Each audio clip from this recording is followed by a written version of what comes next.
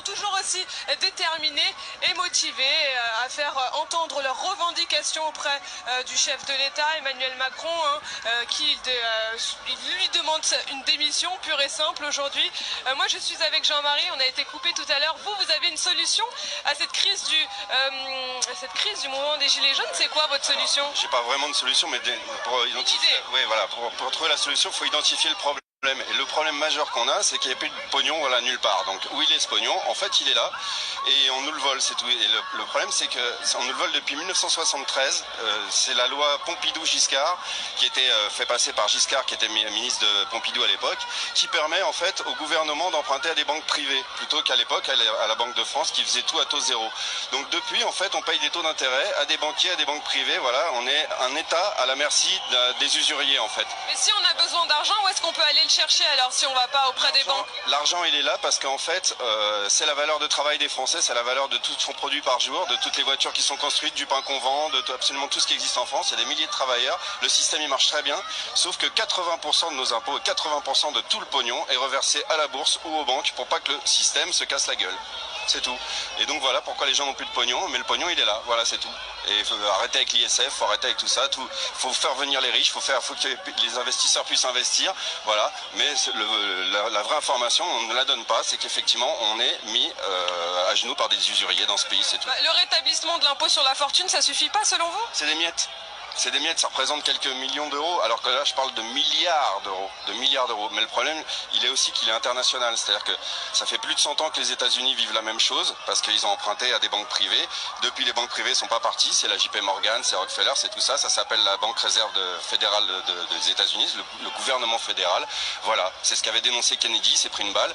Bon voilà, et en France ça existe depuis 73, voilà. Donc, pourquoi vous avez décidé de rejoindre le mouvement des Gilets jaunes, vous, et pourquoi vous venez de Chartres? Pourquoi est-ce que vous êtes sur les Champs-Élysées aujourd'hui? Parce que le gouvernement l'interdisait. Donc vous êtes un protestataire?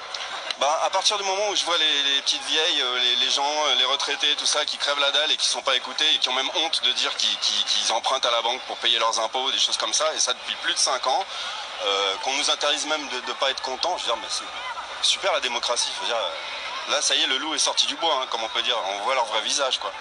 Mais la vraie info, c'est effectivement le pognon existe, donc arrêtez d'essayer de demander des miettes et de vous tirer les pattes les uns dans les autres, arrêtez la jalousie, arrêtez tout ça, et concentrez-vous sur les vrais problèmes qui sont que depuis 47 ans, on est esclave, voilà. Qu'est-ce que vous pensez de la gestion du gouvernement, la gestion de cette crise?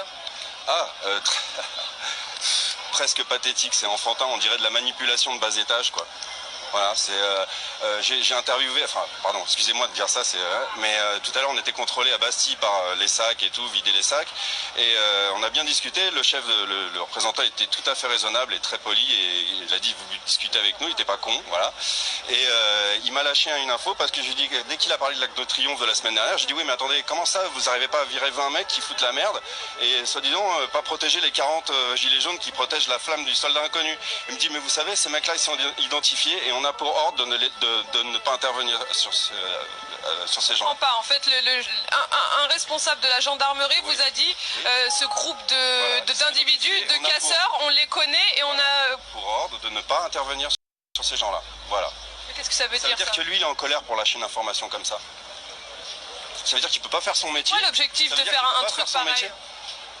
C'est la manipulation médiatique, ça veut dire que pendant une semaine c'est ce qui s'est passé, et voilà, c'est nous les vilains, on est les gilets jaunes, sauf que le gilet jaune c'est le peuple, c'est les petites vieilles, c'est les blacks, les beurs, les mecs de cité, les riches, c'est tout le monde effectivement, voilà, et que c'est le peuple en colère, c'est tout, il y a personne qui est, je pense qu'il y a un maximum d'apolitiques, les gens sont pas de parti, moi je suis d'aucun parti, voilà, et les gens en ont marre, c'est tout, donc effectivement... Qu'est-ce que vous avez à dire à Emmanuel Macron? Si vous aviez un mot à lui dire, ce serait quoi? On est beaucoup plus qu'en Islande, mais j'aimerais bien qu'on fasse comme en Islande. C'est-à-dire que prenez un billet d'avion, prenez quoi que ce soit, enfuyez-vous dans vos petites îles avec vos aéroports privés et tout, etc. Parce que en Islande, en 2008, quand il y a eu la crise, qu'on leur a demandé de rembourser la dette, ils ont attrapé les politiciens et les banquiers, ils les ont foutus en tôle. Ça, c'est pas passé aux infos, mais moi je le sais, quoi. Voilà. Et ils sont très bien en Islande depuis 2008. Voilà. C'est-à-dire que moi, ce que je dirais à Macron, c'est où tu es raisonnable et tu enlèves cette dette. Voilà. Tu arrêtes ça, tu arrêtes de mettre à genoux un peuple. Sauf qu'il vient de la Rothschild. Alors évidemment, il a pas envie de se prendre une balle, j'imagine. Donc, je dirais à Macron, fuis. Voilà. Merci Jean-Marie. Donc vous l'avez entendu, beaucoup de colère auprès de ce gilet jaune qui demande métamorphoser le système économique, changer le système économique français selon lui. Donc. Merci.